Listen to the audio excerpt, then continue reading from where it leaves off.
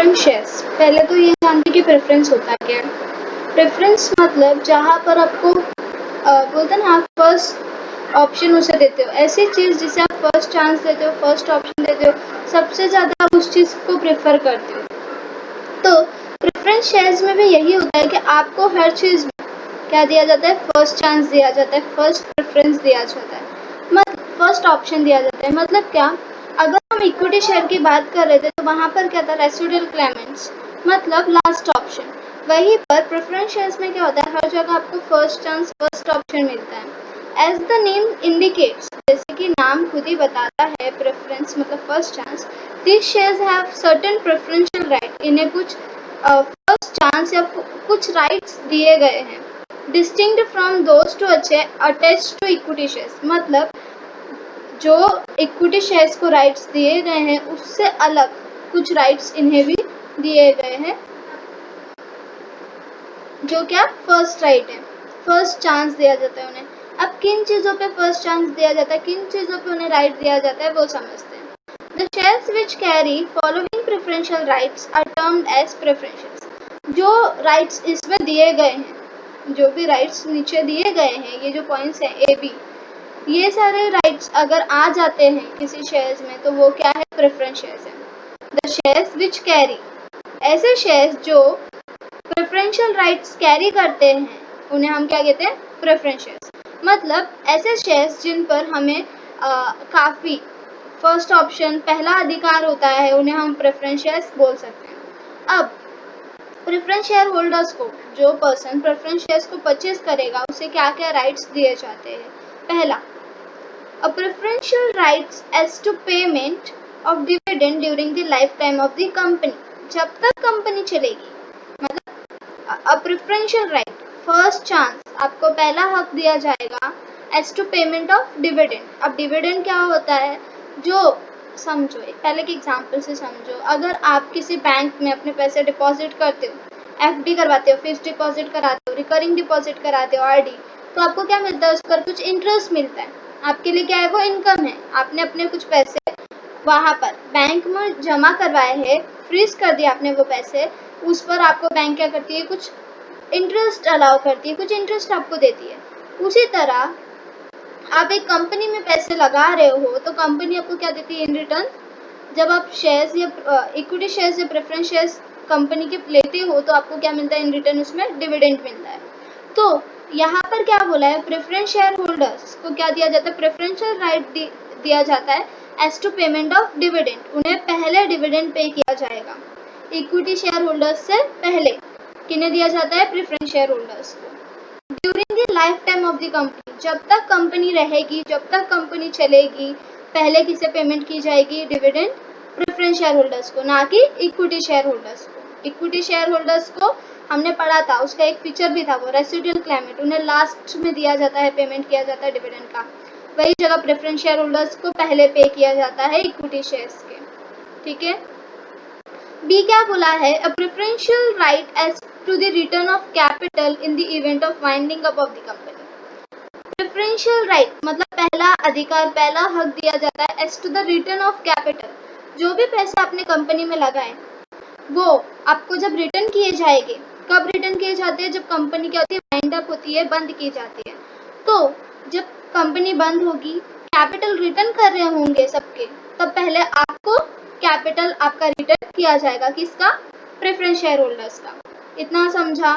Equity share holders को हम last में पैसे रिटर्न करेंगे अगर बचे तो, लेकिन प्रेफरेंस शेयर होल्डर्स को हम क्या करते हैं, पहले प्रेफरेंशियल राइट, पहला अधिकार उन्हें दिया जाता है उनके कैपिटल के रीपेमेंट के समय भी और डिविडेंड पेमेंट के समय भी। इसीलिए ये शेयर्स को हम प्रेफरेंस शेयर्स भी बोलते हैं। ठीक है,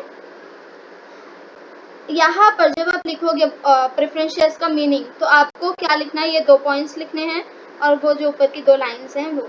ठीक है, the holder of preference shares have a prior right to receive fix rate of dividend before any dividend is paid to equity shares. क्या बोला है, जो पर्सन जो होल्ड कर रहा है प्रेफरेंस शेयर्स, जो पर्सन होल्डर है उस प्रेफरेंस शेयर्स का, जिसे हम बोलते हैं प्रेफरेंस शेयर होल्डर, उसे क्या मिलेगा, share have a prior right to receive fix rate of dividend, उनके पास पहला, प्रायर मतलब पहला राइट आ जाएगा to receive fix rate of dividend. उनका जो डिविडेंड है, जो रिटर्न है, उसका जो रेट होता है वो फ्लक्चुएट नहीं होता, वो फिक्स्ड होता है। कंपनी पहले ही डिसाइड करती है कि आपको इतना रेट ऑफ डिविडेंड मिलेगा। मतलब अगर आपने 100 रुपये इन्वेस्ट किए हैं और कंपनी ने बोला है कि आपको 5% मिलेगा रेट, ठीक है, डिविडेंड पर, तो 100 रुपये पे 5% कितना होता है? 5 रुपये। तो 100 पे वो क्या मिलेंगे आपको? 5 रुपये एज अ डिविडेंड मिलेंगे। तो यहाँ पर भी आपको क्या होगा? Fix rate of dividend. Depend नहीं करता कि कंपनी कितना प्रॉफिट अर्न कर रही है, कितना लॉस बेयर कर रही है, आपको डिविडेंड मिलेगा ही। कौन से इस पे मिलेगा? कौन से रेट पे? फिक्स रेट पर, ठीक है। Before any dividend is paid to equity shares, मतलब इक्विटी शेयर्स को पे करने के पहले आपको पे किया जाएगा। किसे? प्रेफरेंस शेयर होल्डर्स को। क्या? डिविडेंड, ठीक है। The rate of dividend is prescribe at the time of issue. जो रेट है डिविडेंड का वो आपको पहले ही बता दिया जाता है जब इशू किए जाते हैं प्रेफरेंस शेयर्स, कि आप प्रेफरेंस शेयर्स परचेस कर रहे हो, ले रहे हो, तो आपको ये रेट ऑफ डिविडेंड मिलेगा। जैसे आप जाओगे बैंक में एफडी करवाने के लिए, तो आपको पहले ही बता दिया जाता है कि आपको एफडी पे इतना रेट ऑफ इंटरेस्ट मिलेगा। वैसे जब आप प्रेफरेंस शेयर्स लेते हो, किसी कंपनी के परचेस करते हो, तो आपको पहले ही उसका रेट बता दिया जाता है कि आपको रेट ऑफ डिविडेंड इतना मिलेगा। जैसे हमारा एग्जांपल था 5%, तो हर एक कंपनी जो भी इश्यू करती है प्रेफरेंस शेयर्स, वो पहले ही अपना रेट बता देती है डिविडेंड का, ठीक है। Normally preference shares do not carry any voting right. Normally उन्हें कोई राइट नहीं दिया जाता है वोट के रिगार्डिंग। जैसे हमने इक्विटी शेयर्स में पढ़ा कि वहाँ पर आपको कुछ राइट्स मिलते हैं कि आप वोट कर सकते हो आपके इंटरेस्ट को अगर हार्म हो रहा है, या कोई भी चीज़ रिगार्डिंग मैनेजमेंट और भी काफ़ी चीज़ों में। लेकिन जैसे बोर्ड ऑफ डायरेक्टर चूज करने में, अपना रिप्रेजेंटेटिव सेलेक्ट करने में भी आप वोट कर सकते हो। लेकिन प्रेफरेंस शेयर्स होल्डर्स को ऐसे कोई राइट नहीं होते हैं। Preference shares do not carry any voting right, उन्हें कोई राइट नहीं दिया जाता। They have voting rights only on matter which affects their interest, such as selling of undertaking और changing rights of preference shares etcetera. मतलब क्या? वो लोगों के पास कब आएंगे ये वोटिंग राइट्स? जब उनका जो इंटरेस्ट है वो अफेक्ट हो रहा है। अगर मैं एक एग्जांपल से आपको बताऊं, तो अगर कोई कंपनी 2 साल तक प्रेफरेंस शेयर्स होल्डर्स को डिविडेंड नहीं देती है, तो उनके पास ये राइट आ जाता है कि वो क्या कर सके? वोट कर सके अगर उनके कोई भी इंटरेस्ट को अफेक्ट हो रहा है तो। क्योंकि कंपनीज क्या करती है? अपना आर्टिकल्स ऑफ एसोसिएशन चेंज करते रहती हैं, अल्टर करते रहती है, उसमें चेंजेस करते रहती हैं। तो उसके हिसाब से क्या होता है, उनके जो ये थे चीज़ें, उनके इंटरेस्ट भी अफेक्ट होते हैं। तो उससे क्या होगा? वो लोग उस समय उनके पास कुछ राइट्स आ जाते हैं, such as selling of undertaking और changing rights of preference shares.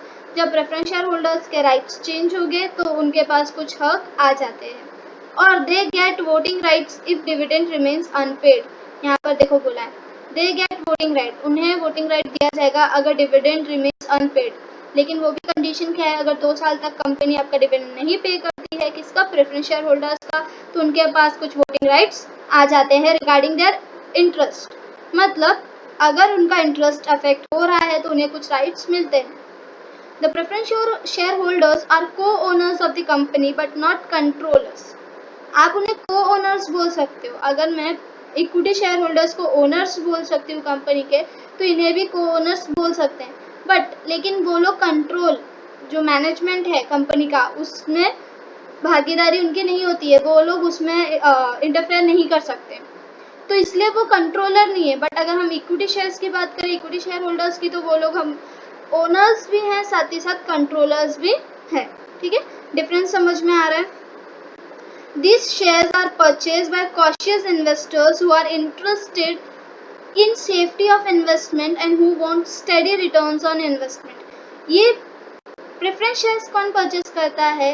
जो पर्सन कॉशियस है, वो नहीं चाहता कि कंपनी का लॉस हो तो मेरे भी पैसे रुक जाएं। वो क्या चाहता है कि कंपनी को लॉस हो, प्रॉफिट हो, उससे मुझे लेना देना नहीं है, बट मेरी एक स्टेडी इनकम चलती रहनी चाहिए, ठीक है, उसे डिविडेंड मिलते रहना चाहिए।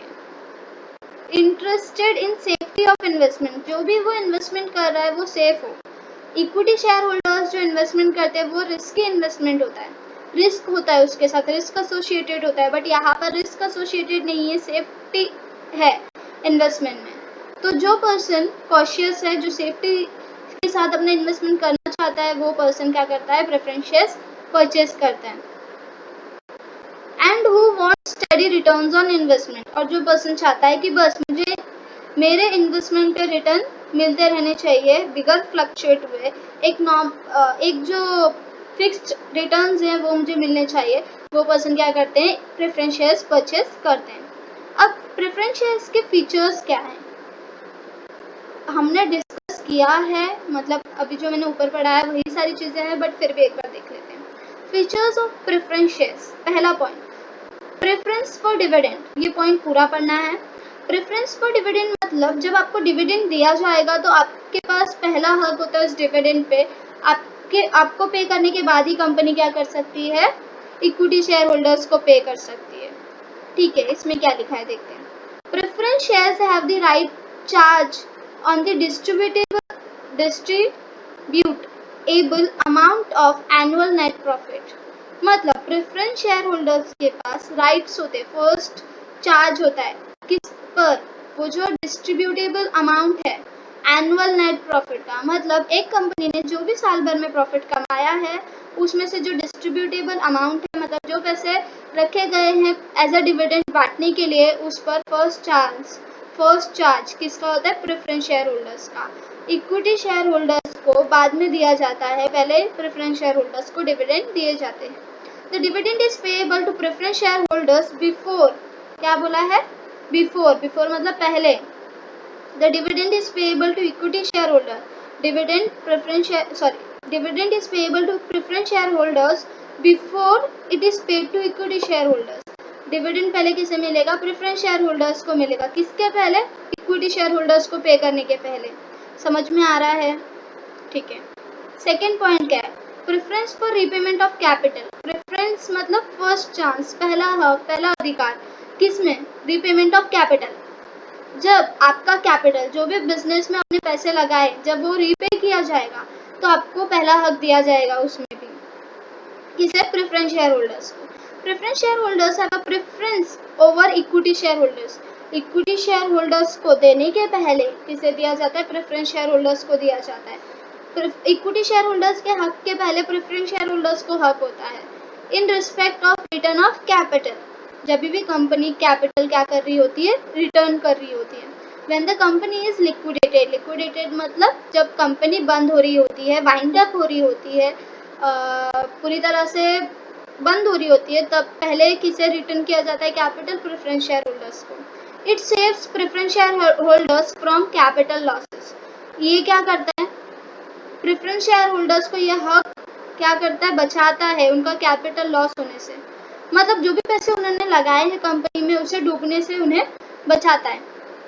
इसीलिए इसे क्या बोलते हैं, जो पर्सन कॉशियस है, जिसे फिक्स इनकम चाहिए, फिक्स रिटर्न्स चाहिए, वो पर्सन इसमें क्या करता है, इन्वेस्ट करता है। तो इसमें कुछ अधिकार भी उन्हें दिए गए हैं कि उनका जो भी कैपिटल है वो भी नहीं डूबेगा, पहले उन्हें रिटर्न किया जाएगा, बाद में इक्विटी शेयर होल्डर्स को। बाई चांस कंपनी के पास पैसे खत्म हो गए, सिर्फ प्रेफरेंस शेयर होल्डर्स के लिए ही है, तो प्रेफरेंस शेयर होल्डर्स को पे किया जाएगा, भले बाद में बचे या ना बचे। इक्विटी शेयर होल्डर्स के लिए पैसे नहीं भी होंगे तो कंपनी उन्हें पे नहीं करेगी इक्विटी शेयर होल्डर्स को, बट प्रेफरेंस शेयर होल्डर्स को पे करेगी। ठीक है। थर्ड पॉइंट है हमारा फिक्स्ड रिटर्न्स। फिक्स रिटर्न्स मतलब यहाँ पर प्रेफरेंस शेयर होल्डर्स को रिटर्न्स किस में दिए जाते हैं, एज अ डिविडेंड दिए जाते हैं। ठीक है, dividend. This shares carry dividend eight fix rate, इन्हें फिक्स रेट पर डिविडेंड दिया जाता है, इसे प्रेफरेंस शेयर होल्डर्स को। मतलब जब कंपनी इशू कर रही होती है प्रेफरेंस शेयर्स, तभी वो रेट बता देती है कि ये रेट पर आपको क्या होगा, डिविडेंड मिलेगा। वो कंपनी को प्रॉफिट हो रहा है, लॉस हो रहा है, उससे उनका कोई लेना देना नहीं होता है, उन्हें डिविडेंड दिया जाता है, उन्हें फर्स्ट प्रेफरेंस दिया जाता है, प्रायोरिटी दी जाती है जब डिविडेंड पे किया जाता है कंपनी के द्वारा। The rate of dividend is pre determined at the time of issue. Pre determined मतलब पहले से ही तय किया गया है, कब, जब कंपनी अपने प्रेफरेंस शेयर्स इशू कर रही होती है। क्या, the rate of dividend, dividend pay उन्हें क्या रेट मिलेगा, किस रेट पर उन्हें डिविडेंड दिया जाएगा, ये सब क्या पहले से ही तय किया जाता है जब कंपनी इशू करती है अपने preference shares. It may be in the form of fixed sum और may be calculated at fix rate, मतलब या तो पहले से बता दिया जाएगा कि इतना अमाउंट आपको एज अ डिविडेंड दिया जाएगा, या तो एक रेट फिक्स किया जाएगा कि ये रेट पर आपको डिविडेंड दिया जाएगा। ठीक है, the preference share holders are entitled to dividend which can be paid only out of profits, मतलब इन्हें डिविडेंड किस में से दिया जाता है, सिर्फ प्रॉफिट में से ही इन्हें डिविडेंड दिया जाएगा। अब कंपनी ने प्रॉफिट अर्न किया, ठीक है, उसमें से कुछ अमाउंट रखा है डिस्ट्रीब्यूट करें एज अ डिविडेंड, तो उसमें से उन्हें क्या दिया जाता है, डिविडेंड दिया जाता है। इफ द डायरेक्टर्स, मतलब board of directors, in financial crisis, मतलब जब कंपनी लॉस बेयर कर रही है, कंपनी के पास पैसे नहीं है, डिसाइड नॉट टू पे डिविडेंड, और वो डिसाइड करते हैं कि हम क्या नहीं करेंगे, इस बार डिविडेंड पे नहीं करेंगे, the preference share holders have no claim for dividend, तब उन्हें डिविडेंड, वो डिविडेंड के लिए क्लेम नहीं कर सकते, वहाँ पर वो हक नहीं जमा सकते। ठीक है, क्योंकि ये जो डिविडेंड है वो किस चीज़ में से डिस्ट्रीब्यूट किया जाता है, प्रॉफिट में से, बट कंपनी प्रॉफिट कमाएगी नहीं तो उन्हें डिविडेंड कैसे दिया जाएगा। तो लेकिन ऐसा नहीं कि उन्हें डिविडेंड नहीं दिया जाएगा, उस साल का भी दिया जाएगा जिस साल कंपनी फाइनेंशियल क्राइसिस से जूझ रही थी, लेकिन बाद में दिया जाएगा, एक नेक्स्ट टाइम, मतलब नेक्स्ट टाइम उन्हें दिया जाएगा, वो बोर्ड ऑफ डायरेक्टर्स तय करते हैं। ठीक है, नेचर ऑफ कैपिटल, अब ये जो प्रेफरेंस शेयर कैपिटल है ये कौन से टाइप का है, उसका नेचर क्या है वो देखते हैं। Preference shares do not provide permanent share capital, preference shares do not provide permanent share capital, they are redeem after certain period of time. क्या बोला है कि एक जो इक्विटी शेयर कैपिटल है वो क्या है, जब तक कंपनी चलेगी तब तक वो शेयर कैपिटल अमाउंट जो है कंपनी में ही रहेगा। ठीक है, लेकिन प्रेफरेंस शेयर्स कुछ समय के बाद कंपनी उनके पैसे क्या करती है, रिटर्न कर देती है। They are redeemed after certain period of time, कुछ समय के बाद कंपनी क्या करती है, रिडीम्ड मतलब रीपे, उन्हें रीपे कर दिया जाता है।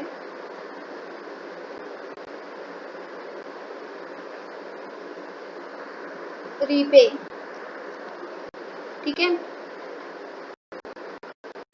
They are redeemed after certain period of time, कुछ समय के बाद उन्हें पैसे रीपे कर दिए जाते हैं। A company can not issue irredeemable preference shares, एक company irredeemable preference shares issue नहीं कर सकती। ऐसे प्रेफरेंस शेयर्स जिनके पैसे नहीं लौटाए जाए, जिनके पैसे रीपे ना किए जाए, ऐसे शेयर्स कंपनी इशू नहीं कर सकती है। Preference capital is generally raise at a later stage, मतलब प्रेफरेंस कैपिटल या प्रेफरेंस शेयर्स कंपनी क्या करती है, स्टार्टिंग में प्रेफरेंस शेयर्स नहीं इशू करती है, कुछ समय के बाद जब कंपनी थोड़ा अच्छे से एस्टैब्लिश हो गई है, चलने लगी है, उसके बाद कंपनी क्या करती है, प्रेफरेंस शेयर्स इशू करती है। When the company gets established, मतलब वो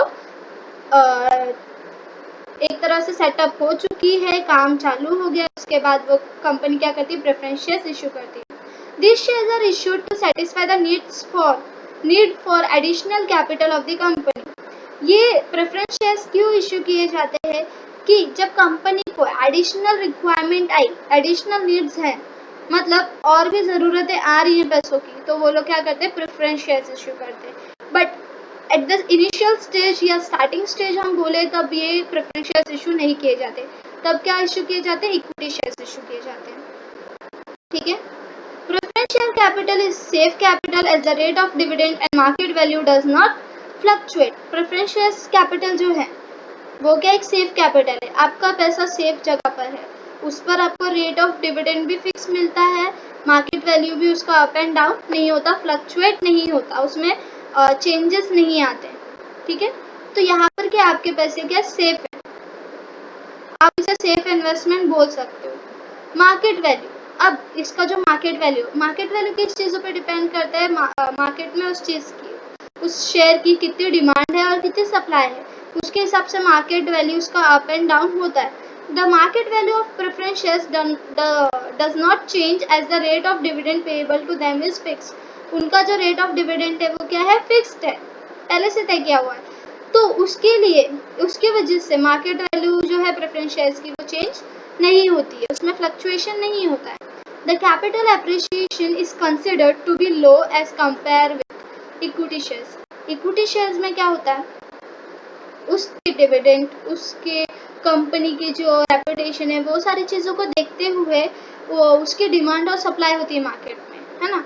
तो उसके हिसाब से क्या होता है, अगर डिमांड क्या है, ज़्यादा है, सप्लाई कम है, तो उसकी मार्केट वैल्यू बढ़ जाती है, किसकी, इक्विटी शेयर्स की।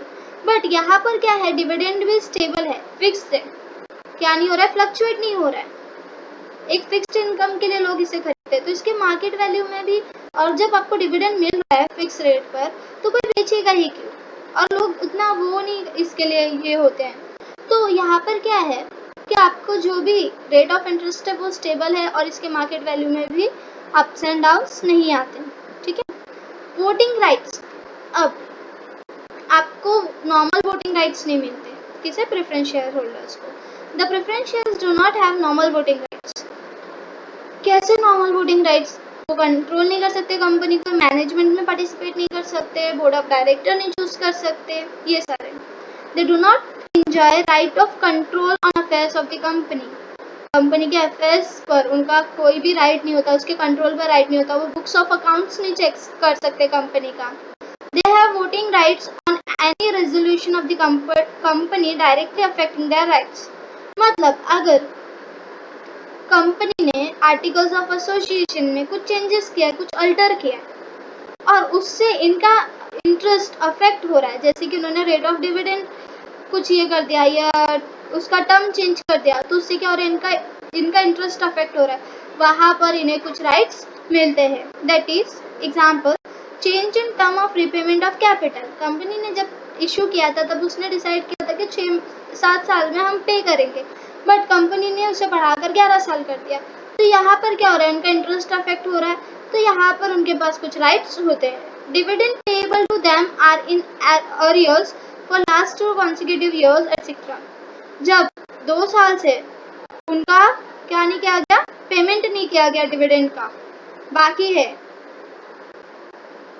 अरियर्स मतलब देना बाकी है, तो वहां पर भी उन्हें कुछ राइट्स दिए जाते हैं, किन्हें, प्रेफरेंस शेयर होल्डर्स को। अब रिस्क इसमें जुड़ा हुआ है क्या, हमें पता है इसमें रिस्क नहीं जुड़ा हुआ है, क्योंकि ये क्या, एक सेफ है। तो the investors who are cautious generally purchase preference shares. जो इंसान ज़्यादा रिस्क नहीं लेना चाहता, एक अवेयर रहना चाहता है, एकदम सावधान रहना चाहता है, रिस्क उसे लेना ही नहीं है, वो पर्सन क्या करता है, प्रेफरेंस शेयर्स परचेज करता है। Safety of capital and steady returns on investment are advantages attached with preference shares. जब आप प्रेफरेंस शेयर्स खरीदते हो तो आपको कुछ एडवांटेजेस मिलते हैं, जैसे कि राइट्स हम बोलते हैं। कौन से राइट्स है, एक है रिटर्न्स, मतलब आपका डिविडेंड, और दूसरा रिपेमेंट ऑफ कैपिटल। ये दोनों चीज क्या एक एडवांटेज है किसके लिए, प्रेफरेंस शेयर होल्डर्स के लिए। These shares are bought for shareholders during depression period when interest rate is continuously falling. जब मार्केट में, इकोनॉमी में क्या चल रहा है, डिप्रेशन चल रहा है, मंदी चल रही है, वहां पर क्या होता है, जो शेयर्स है उसमें क्या होता है, उनके जो डिविडेंड वगैरह है, उनके प्रॉफिट, सब चीज को अफेक्ट होता है। लेकिन जब आप इसकी बात करोगे प्रेफरेंस शेयर होल्डर्स की, तो उनका जो ये है डिविडेंड का रेट ऑफ डिविडेंड है, वो फ्लक्चुएट नहीं होता, वो क्या रहता है, स्टेबल रहता है, फिक्स्ड रहता है। तो वहां पर उनका जो ये है इंटरेस्ट है उस पर, या रिटर्न्स है, वो क्या होता है, स्टेबल ही रहेगा, उस पर कुछ अफेक्ट नहीं आएगा। ये सारे क्या उनको एडवांटेजेस मिलते हैं, इसके लिए इसमें क्या है, रिस्क नहीं है। लेकिन आप जब बात करते हो इक्विटी शेयर्स की, तो वहां पर आपको कुछ रिस्क क्या है, झेलने पड़ते, बेयर करने पड़ते हैं। फेस वैल्यू मैंने आपको पहले भी बताया है, जो उस शेयर की कीमत है, जो शेयर सर्टिफिकेट पे लिखी हुई है। Face value of preference shares is relatively higher than equity shares. Equity shares की जो कीमत है उससे ज़्यादा होती है इसकी कीमत। इक्विटी शेयर्स आपको 10 रुपये के भी मिलेंगे, लेकिन जो प्रेफरेंस शेयर्स है वो 100 से नॉर्मली स्टार्ट होते हैं। They are normally issued at the face value of ₹100। 100 से स्टार्ट होती है उनकी जो रेट है वो 100 से स्टार्ट होते हैं, ठीक है। राइट्स और बोनस इशू, राइट और बोनस इशू किसे दिया जाता है, इक्विटी शेयर होल्डर्स को, ना कि प्रेफरेंस शेयर होल्डर्स को। Preference share holders are not entitled for right और बोनस इशू, उन्हें इस पर कुछ बोनस इशू नहीं किया जाता और उन्हें कोई राइट्स इशू भी नहीं दिए जाते। वो किसे दिए जाते? इक्विटी शेयर होल्डर्स को।